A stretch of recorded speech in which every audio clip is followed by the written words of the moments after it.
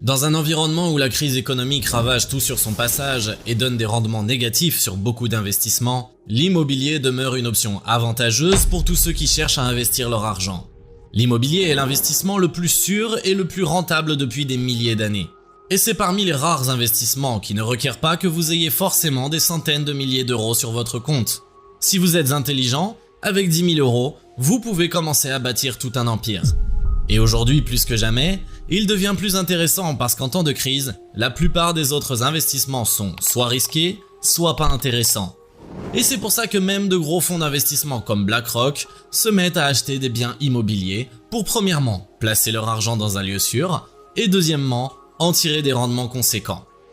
Et comme tout investissement, si vous rentrez sans l'éducation qu'il faut, vous risquez de faire des mauvais placements, d'acheter un bien qui n'est pas rentable, sachant que l'immobilier n'est pas liquide et donc différent de tous les autres investissements. Si vous avez acheté des bitcoins pour 21 000 euros et que 10 jours après, vous avez besoin de liquider vos bitcoins, vous pouvez le faire sans aucun problème. Mais si vous achetez un bien immobilier, vous allez devoir le garder pour longtemps. Ce qui veut dire qu'il faut bien se renseigner avant. Et ce qui fait que l'éducation dans ce domaine est beaucoup plus importante. Beaucoup de gens sont devenus millionnaires en achetant une maison, un appartement ou tout un immeuble pour les louer. Ce jeune que vous voyez ici rouler en Ferrari a commencé avec les économies de 10 000 euros qu'il a faites depuis longtemps. Ce sont les pièces de 1 euro dans la tirelire, le livret A, etc. Aujourd'hui, il est rentier avec un patrimoine très important qui lui génère 15 000 euros tous les mois. Il n'y a rien de plus important dans un investissement immobilier que les loyers que vous percevez tous les mois. La première chose la plus importante dans cet investissement, c'est l'argent que génère le bien tous les mois. Autrement dit, le cash flow. Avant toute autre chose, les millionnaires s'assurent que chaque mois, la propriété qu'ils sont sur le point d'acheter produit de l'argent, de liquidités supplémentaires. Et pour ça, ils vont prendre le revenu et soustraire toutes les dépenses mensuelles. Et l'argent qui reste après le calcul est leur cash flow. Tous les millionnaires comme lui n'achètent jamais un bien s'ils ne génèrent pas de bénéfices tous les mois. Ils ne font aucune erreur dans le calcul des dépenses.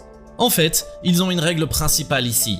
Et cette règle, c'est prendre en compte toutes les dépenses dans les calculs.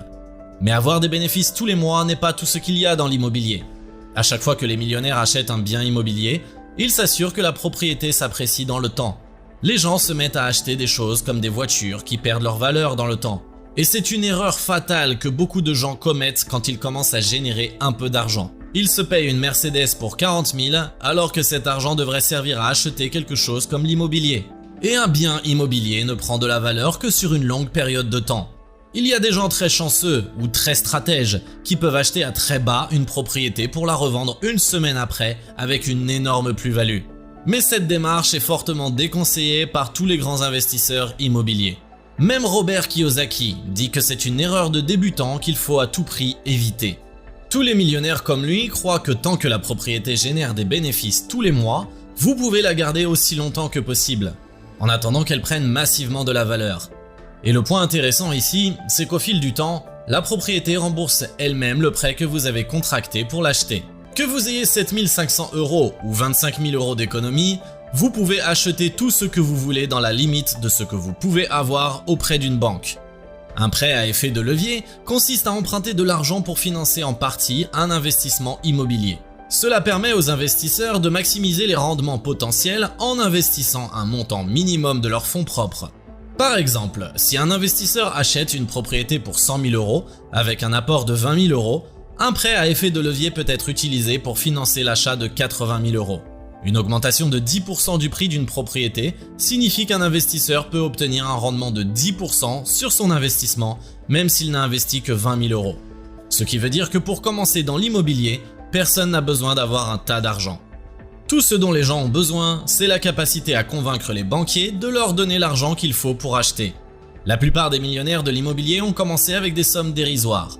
Robert Kiyosaki, qu'on connaît tous, a commencé avec 2 500 $. Le jeune avec la Ferrari a commencé avec ses économies de 7 500 euros.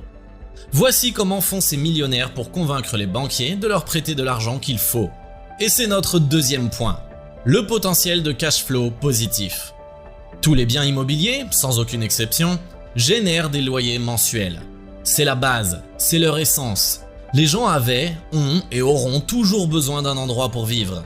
Et pour ça, ils sont prêts à vous payer des loyers tous les mois pour vivre chez vous. Vous savez combien coûte le prix d'un mètre carré dans la plus chère avenue de New York? Plus de 35 000 € le mètre carré. C'est-à-dire que si vous voulez acheter un appartement de 30 mètres carrés sur cette rue, vous devez payer plus d'1 million d'euros. Et même pour ça, vous aurez des locataires qui sont prêts à vous payer le loyer qu'il faut. Mais attention, tous les loyers ne sont pas forcément des cash flows positifs. Il y a des gens qui font cette erreur monumentale de confondre les loyers et cash flow positif. Le loyer, c'est ce que vous percevez tous les mois. Le cash flow positif, c'est l'argent qui reste après avoir déduit des loyers, toutes vos dépenses allant de l'entretien, des travaux s'il y en a, en passant par les mensualités que vous devez à la banque en raison de l'emprunt, jusqu'aux taxes et cotisations. Si vous avez déduit des loyers, toutes ces dépenses et qu'il vous reste encore quelque chose, cet argent est ce que l'on appelle le cash flow positif. Beaucoup de rentiers se sont aperçus que s'ils louaient leurs biens, avec le système de location traditionnel, ils auront des marges très faibles. Voici la solution qu'ils ont trouvée. Louer le bien en courte durée sur des sites comme Airbnb. Et c'est comme ça qu'ils augmentent leur loyer tous les mois pour augmenter la chance d'avoir un cash flow positif. Mais si vous pouvez générer un cash flow positif tous les mois avec le système de location traditionnel, toutes les banques seraient prêtes à travailler avec vous. Parce qu'en réalité, elles aussi recherchent les gens à qui elles veulent prêter de l'argent. Parce qu'en le faisant, elles investissent avec vous sur la propriété. Vous gagnez, elles aussi, gagnent du fait des intérêts qu'elles perçoivent. Et si vous leur montrez que vous savez ce que vous faites avec la propriété, elles vous ouvrent le robinet d'argent et vous donnent tout ce dont vous avez besoin.